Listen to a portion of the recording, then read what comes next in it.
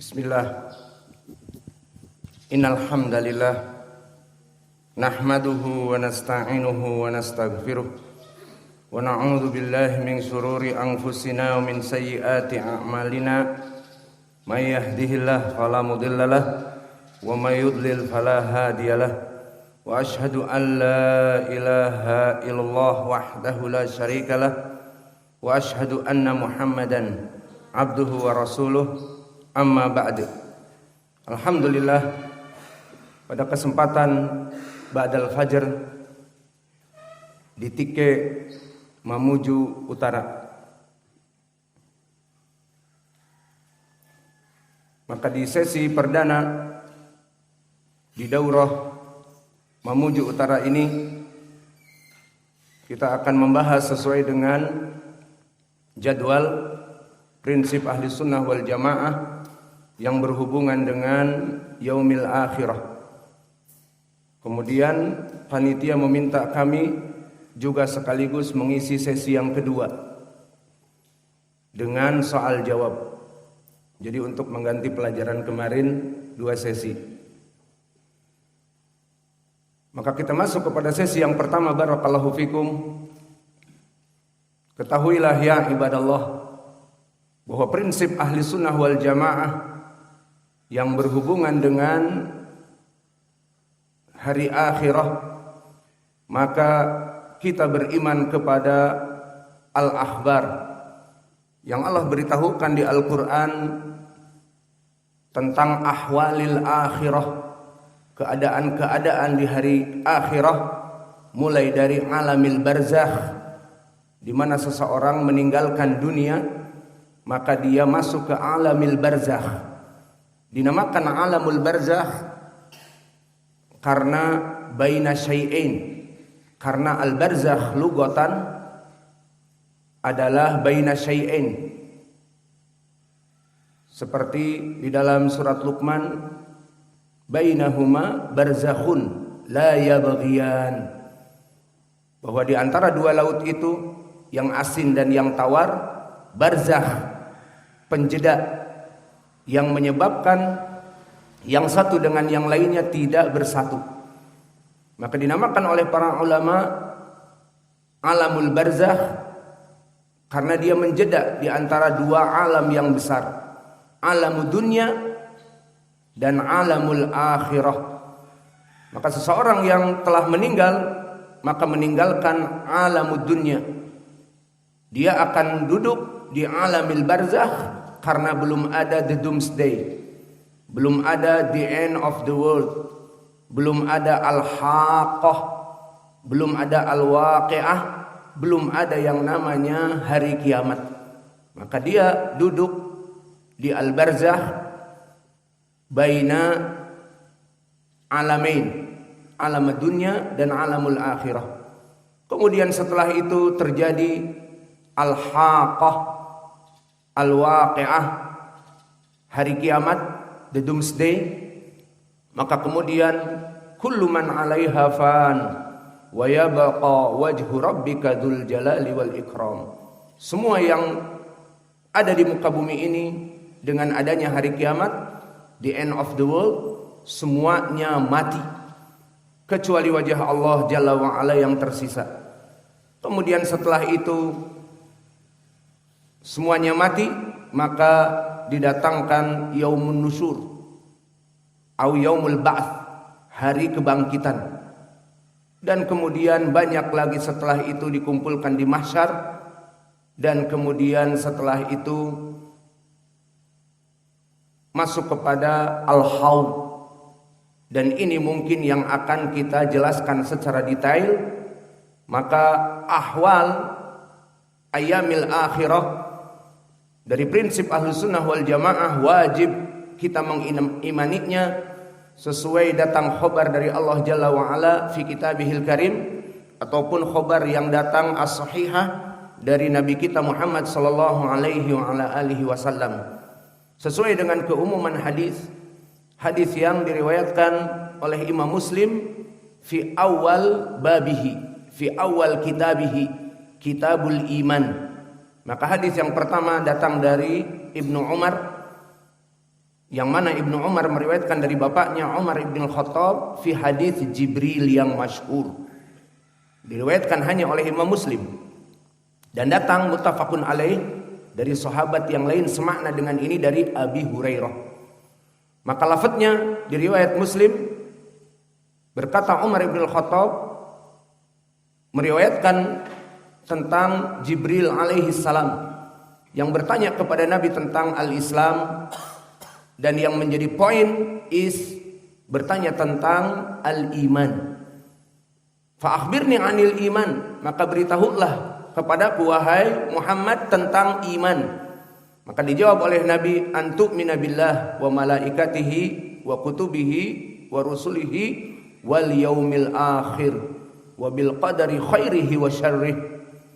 Maka iman dari rukun-rukunnya adalah beriman kepada Allah dan malaikatnya dan kutub-kutub yang diturunkan kepada Rasul, dan juga beriman kepada para Rasul, dan yang kelima beriman kepada hari akhir.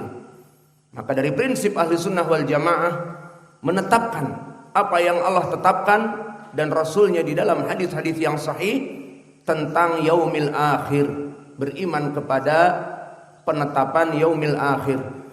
Dan permasalahan yaumil akhir seperti kami sebutkan mulai dari alamil barzakh sampai kepada manusia dibagi menjadi dua kelompok besar, fil jannah wa finnar. Maka ini adalah semuanya bab al-iman biyaumil qiyamah.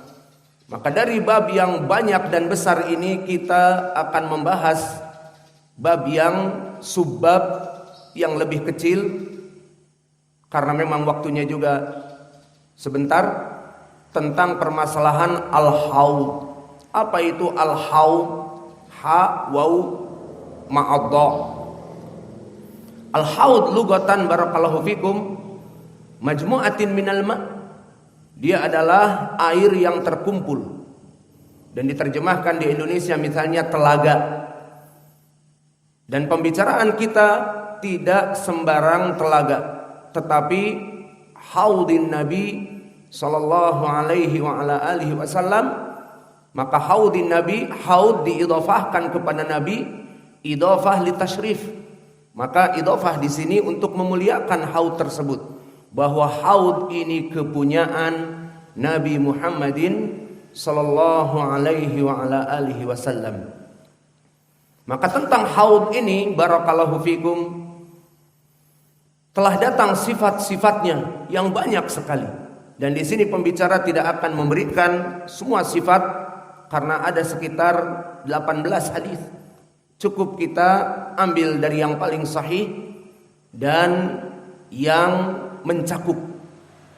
Maka dari yang paling sahih dan mencakup di antaranya hadis yang pertama, kita katakan dari sifat al-haud itu telah ada di zaman Nabi Muhammad sallallahu alaihi wa ala alihi wasallam, apalagi zaman kita. Maka telah ada haud, kepunyaan Nabi yang dijanjikan oleh Allah kepada Nabi.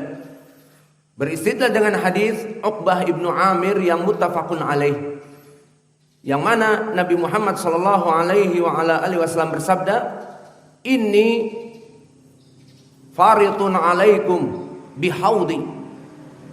Maka aku akan menunggu kalian wahai kaum muslimin di haudku, fi haudi. Idhofah haud kepada ya al-mutakallim adalah haudi Nabi, maknanya haudku. Maka ini litasrif seperti kami sebutkan bahwa telaga ini telaga yang mulia. Maka aku menunggu kalian wahai kaum muslimin di telagaku. Kemudian berkata Nabi, wallah inilah ushiduhu al-ana wa ana syahidun alaikum. Maka demi Allah aku mempersaksikan atas kalian tentang haudku, wa ini la angduru ilaihil ana. Maka aku telah melihat haudku itu sekarang. Dari hadis yang muttafaqun alaih dari Uqbah ibnu Amir di sini dijelaskan oleh para ulama yang semuanya mengatakan memberikan bab bahwa haud Nabi telah ada dari zaman itu, di mana Nabi bersumpah, wallah inilah angduruhul ana, aku melihat kepada haud itu sekarang. Maka dari sifat haud yang berikutnya datang dari hadis muttafaqun alaih juga dari Abdullah ibni Amr ibni al-As. Berkata Rasulullah sallallahu alaihi wa ala alihi wasallam, ana faritun alaikum bihaudi fahaudi masiratu asyahr fa zawayahuma sawa falaunuhu abyad minal laban wa fi riwayah minal warik wa huwa atyabu minal misk faman syarib wa kizanuhu ka'adadi sama wa man syariba minhu lam yadma abada wa man syariba minhu lam yadma abada. Maka yang kedua di dalam hadis Abdullah bin Amr bin al-As yang muttafaqun alaih disebutkan dari sifat al-haud. Pertama, aku menunggu kalian, kata Nabi, di haudku. Dan ini sering terulang, menandakan bahwa Nabi ingin menjamu kaum muslimin yang berhak untuk minum di air haud. Maka Nabi selalu mengatakan, ana faritun alaikum, aku akan menunggu kalian di haudku untuk mampir dan minum dari airnya. Kemudian disebutkan di sini dari sifatnya bahwa haudi masiratus syahr. Maknanya haudku itu sangat luas. Dan makna masiratus syahr bagaikan luasnya itu orang yang berkuda kavaleri dengan kencang, maka dia terus berjalan selama 1 bulan. Itu panjangnya dan lebarnya. Dan perlu diketahui dari segi kongruen pengetahuan kita pelajari di trigonometri bahwa suatu tempat itu ada luasnya, dan luasnya itu seperti panjang kali lebar. Maka haud pun telah disifatkan oleh Nabi tentang panjang kali lebarnya, wa zawayahuma sawa, maka panjang dan lebarnya sawa, panjang dan lebarnya sama. Berarti kalau panjang dan lebarnya sama di ilmu trigonometri dia apa? Silahkan dijawab. Panjang dan lebarnya sama. Berarti apa? Segi 4. Ahsan. Bukan segi panjang. Kalau segi panjang, panjang dan lebarnya berbeda. Panjang 10, lebar 6. Segi panjang. Namun segi 4, panjang dan lebarnya sama. Panjangnya masiratus syahr, perjalanan 1 bulan, dan lebarnya perjalanan 1 bulan. Kemudian setelah mensifatkan tentang tadi bahwa dia sangatlah luas, panjang kali lebar 1 bulan dan 1 bulan, kemudian Nabi pun mensifatkan tentang sifat airnya. Disebutkan fa innahu abyadu minal laban, dia lebih putih daripada susu. Dan diriwayat wa minal warik, dari perak, diinginkan dari perak. Bagaimana perak? Warnanya apakah putih? Maka disebutkan oleh para ulama disifatkan dengan perak li'annahu talma, li'annaha talma, karena air haud itu akan mengkilat seperti perak yang mengkilat, sehingga warnanya putih. Namun seperti susu mengkilat atau tidak? Tidak. Di sini dia shining, berkilat. Maka disebutkan abyad kamitsli laban wa fi riwayah kal warik. Warik adalah perak. Maka dia berkilau, shining. Kemudian disebutkan wa atyabu minal misk. Dia itu lebih harum daripada misk. Jadi yang akan kita minum itu nanti berwarna putih, mengkilap, lebih putih daripada susu, dan harum baunya lebih daripada misk. Kemudian disebutkan man syariba minhu lam yadma abada. Yang minum dari air haud itu maka dia tidak akan pernah haus setelahnya di saat mencapai kepada ahwal al-akhirah. Maka setelah meminum Dari Al-Haud masih banyak perjalanan.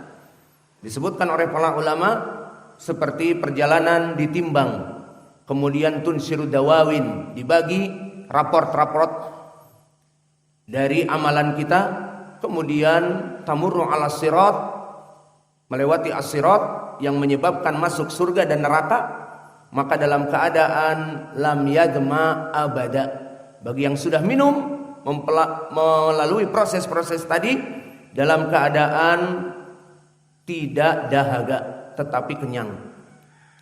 Maka ini dari sifat al-haud yang disebutkan oleh Nabi Muhammad sallallahu alaihi wasallam, dan masih di sana sifat yang dijadikan istidlal oleh para ulama dari segi akal.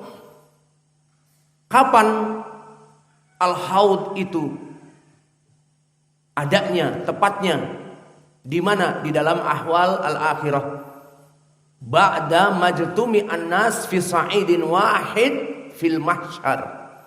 Di saat setelah manusia dibangkitkan dan dikumpulkan di mahsyar. Ini pendapat dari jumhur ulama tentang permasalahan haud. Kapan dan di mana? Di marhalah setelah manusia dikumpulkan di mahsyar fi sa'idin wahid, di tempat yang satu, dikumpulkan mulai dari penciptaan Adam alaihi salam sampai kepada akhir zaman, orang yang paling terakhir hidup dan bertemu dengan the doomsday, the end of the world, hari kiamat, maka dikumpulkan fi sa'idin wahid, dalam satu tempat. Kenapa para ulama beristimbat seperti ini? Karena keadaan di mahsyar sangatlah panas. Saking panasnya seluruh manusia akan dehydration, akan kering dari tubuhnya dikarenakan keluar keringat, dan pengeluaran keringatnya ini setiap manusia berbeda-beda tergantung dari amal-amal mereka.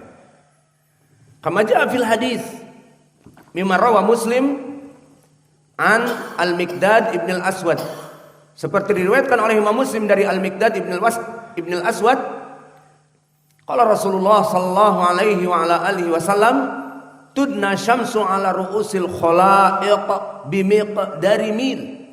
Akan diturunkan matahari di atas kepala al-khalaiq, makhluk-makhluk yang diciptakan oleh Allah, dari mulai Adam alaihi salam sampai akhir zaman, dan bukan hanya manusia yang zahir, juga al-jin. Tudna syamsu ala ru'usil khalaiq bimiqdari mil, hanya berjarak 1 mil saja. Maka terbayang ya ibadallah, asyamsu, matahari, diturunkan oleh Allah hanya berjarak 1 mil. Siapa yang bisa menyebutkan 1 mil berapa kilometer? Silahkan dijawab. 1 mil berapa kilometer? 1,2 kilometer. Itu 1 mil. Dia di atas dari kilometer. Dan istilah mil dipergunakan di zaman Nabi. Banyak dari riwayat-riwayat hadis, diantaranya bimiqdari mil. Maka kilometer ahdath, perkara yang bid'ah, maksudnya lebih baru, bukan bid'ah ibadah, bid'ah karena kilometer in English, kilometer dari Inggris. Adapun mil minal Arab, maka di sini 1 mil 1,2 kilometer, hanya 1 mil saja. Dan diturunkan 1 mil sebelumnya berapa? Siapa yang dulu di IPA belajar, maka dulu pernah kita dicekoki dengan hitungan bahwa jarak mentari kepada bumi, yang saya ingat 149 billion 0,0000000 kilometer. Wallahu alam siapa yang pernah mengukur. Yang penting jaraknya seperti itu. The point is, yang menjadi poin pendalilan di sini, jarak yang 140 billion kilometer, walau alam siapa yang juga yang ukur dan ukurannya pakai benang apa. Yang jelas Jika seandainya jarak matahari seperti itu ke bumi, dan kita seperti di Palu, di Khot al-Istawa, di Khatulistiwa bahasa Indonesianya, Khot al-Istawa bahasa Arab, in English equator, sangat panas. Jam 1, jam 2 panas. Maka bagaimana